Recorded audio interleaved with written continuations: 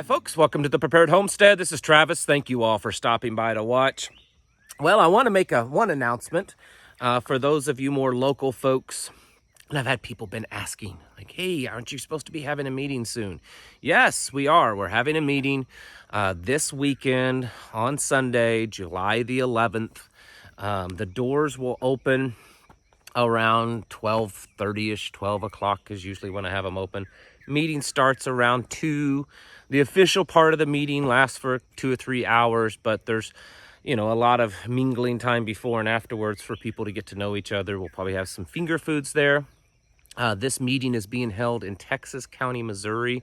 If you're anywhere in driving distance and you want to attend, please do so. And you can email me at an email address that should be popping up down here if you want directions or any questions or anything like that. If any of you would like to kind of do a class for the meeting, talk about something of importance to you that pertains to homesteading and prepping, or do any kind of demonstration, please let me know. It's always open to that for anyone that wants to do that. I think someone is going to do a class, but there's usually time to do 2 or 3. So if any of you'd like to do that, I want to point out something about these meetings. I understand that, some of you just want to meet me or something like that, but I'm not really that special of a person. I'm just a regular old hillbilly guy. The meetings are for people to come together and to get to know each other and just build community.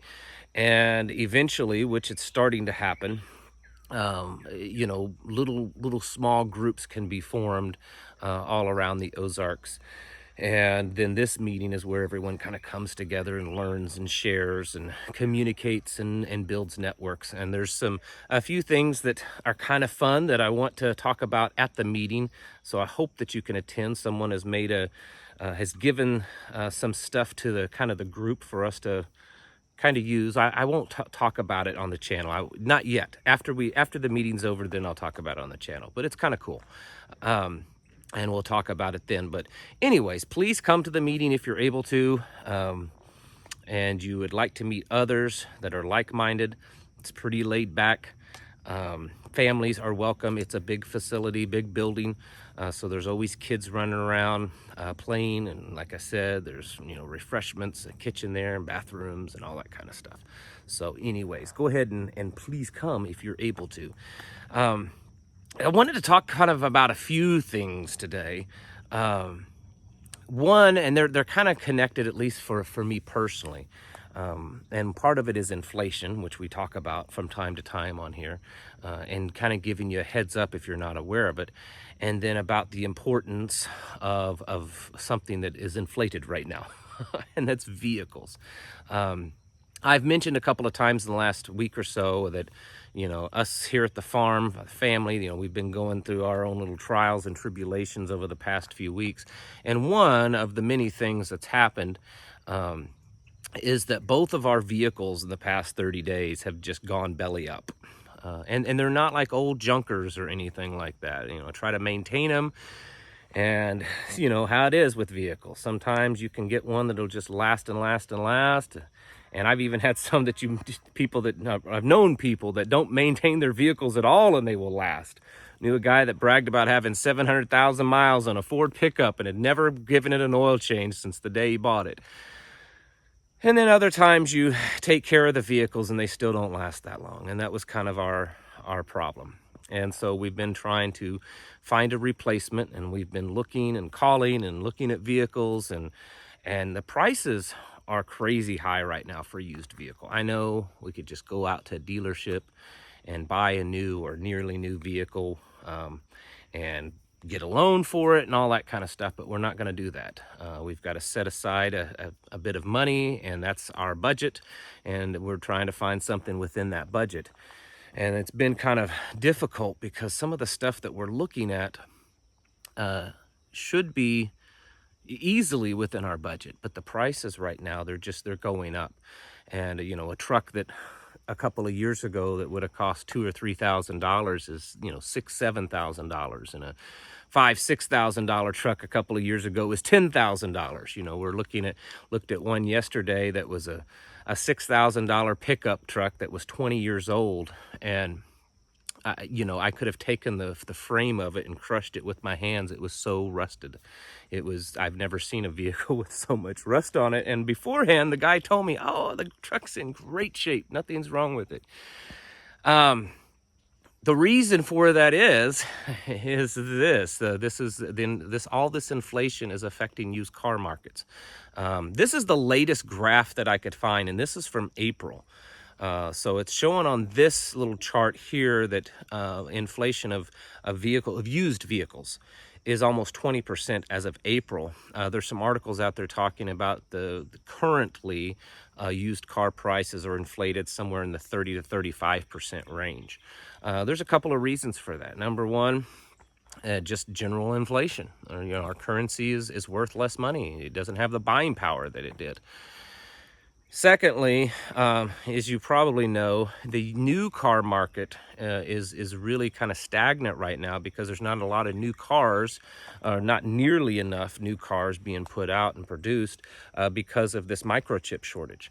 There are just car lots everywhere. I was but I was near St. Louis a few weeks ago, and drove by a huge warehouse type lot, not a car lot, but it was Ford. It was a Ford, area, and there were hundreds and hundreds and hundreds of Ford vehicles sitting there.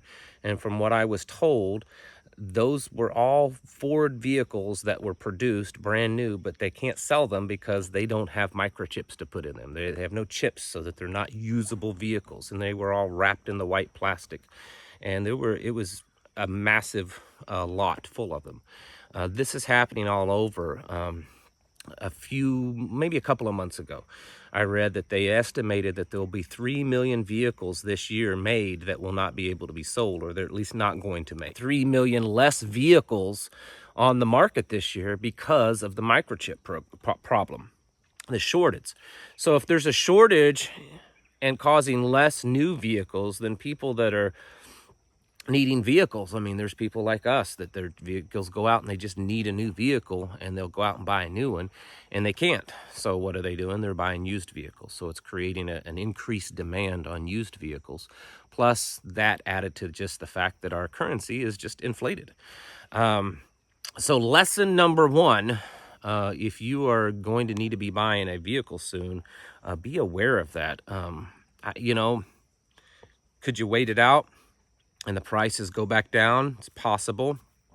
Everything I have seen about this microchip problem, they're talking about it's going to be this way till at least 2022, maybe 2023. And then who knows what's going to happen after that, or between now and then. The increased prices of used cars could be here for a while. But what do you do if you really need one? You got to really be digging around and hoping to find one from someone that isn't aware yet that car prices have gone up. And so, just to let you know, but it's not just that. I mean, everything. Here's a recent graph. I think this came out today from Citibank, and it's talking about, it's showing inflation from a surprise inflation, or this transitionary inflation. And the article is saying that Citibank is saying that it's higher than it's ever been recorded. It's and you can see in the chart, it's just shooting straight up. This pattern of everything just shooting straight up on these charts, the amount of money that the Fed is printing, the amount of money that they are recapturing, back from banks, buying from banks, it's going up. The amount of money that they are adding to their ledgers is going up. The inflation of any type of goods and services, everything. The chart, just about every chart that you look at for anything, the chart is going straight up. And yet we're still being told that, oh, this is just a temporary thing. The economy's doing good. You guys saved 16 whole cents on your barbecue this 4th of July, so it can't be that bad.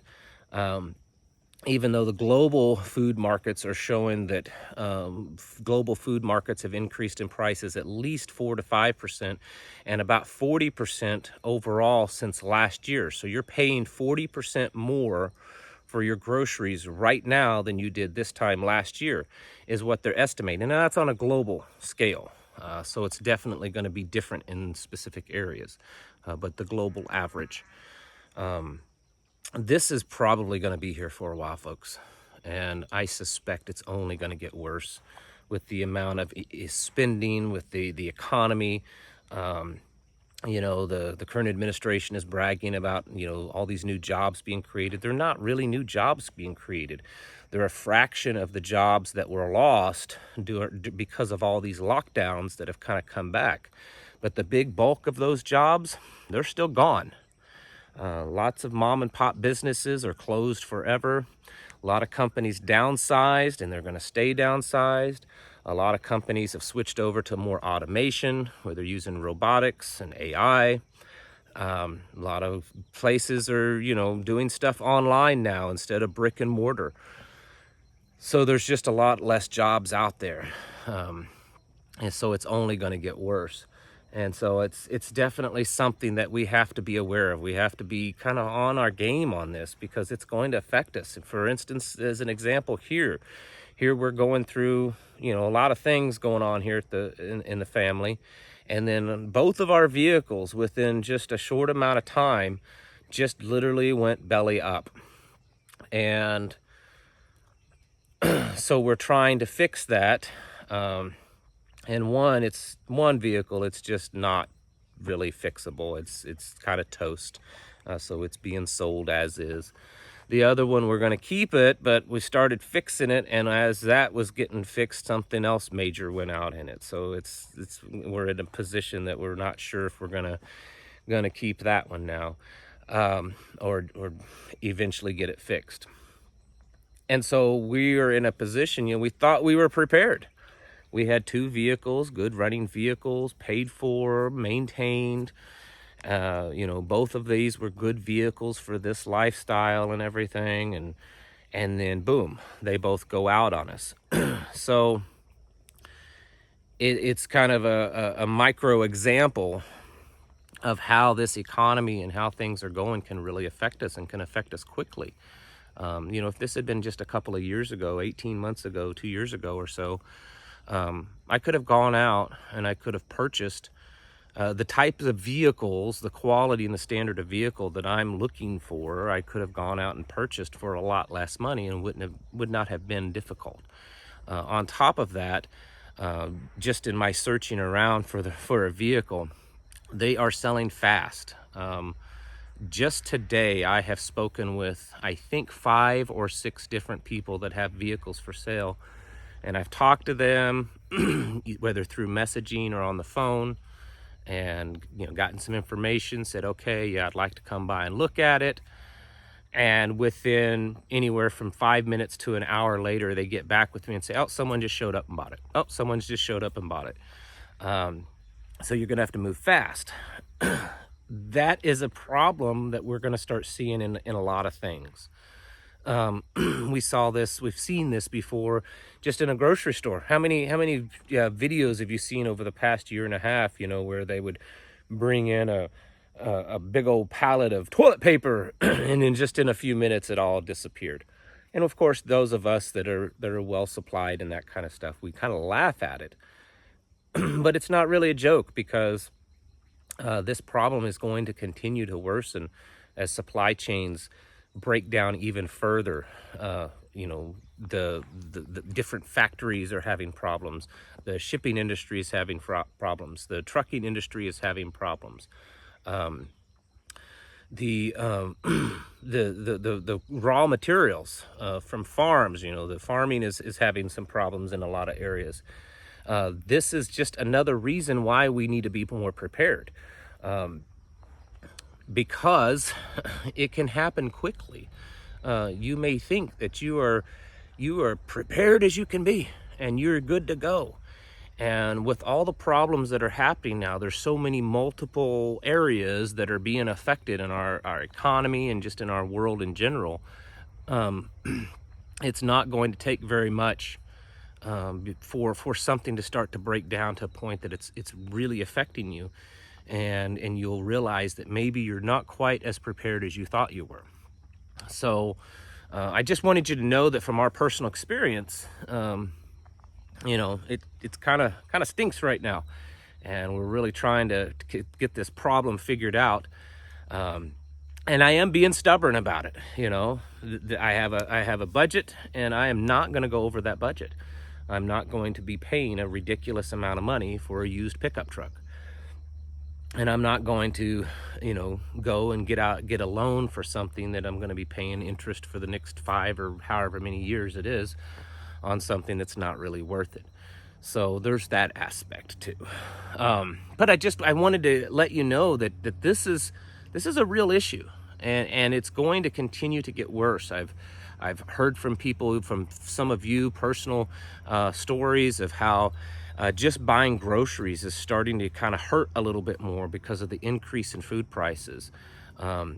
Or maybe you're building a house, or was planning on building a house, or you're just doing projects around the home, and it's getting worse. I needed a piece I needed a piece of OSB, and I had one, but I wanted a different thickness. I thought, well, I'll just go buy a different thickness instead of making what I have work. And they wanted $59 for a 4x8 sheet of OSB. That's absurd. And if you are doing some type of building that you need that, and you need a lot of that, if you're building a house, and OSB is typically used in houses, like if you're doing the decking or something on the roof, that price is going to start going up real fast when you're paying $59 a sheet versus $12, $13 just a couple of years ago. It's affecting people already, and it's going to continue affecting people. And it's really a snowball effect. This idea of this bouncing back economy is highly unlikely, at least for a while, because the economy is collapsing and getting worse almost at an exponential rate. So it's going to start compounding problems. And I think most people are still in shock right now. They're still in a little shock, and they're still believing that it's going to get better because that's what we keep hearing every day. But it's not. And so you really should be prepared for this. You really should be kind of getting yourselves geared up and start figuring out what are the things that you need to be spending money on to get yourself prepared, and then the things that you need to not be spending money on because prices are going up, things are harder to find, and at some point there could be a breaking point, and then that's when it's really going to get bad. All right, folks, thank you all for watching. Catch you in the next video.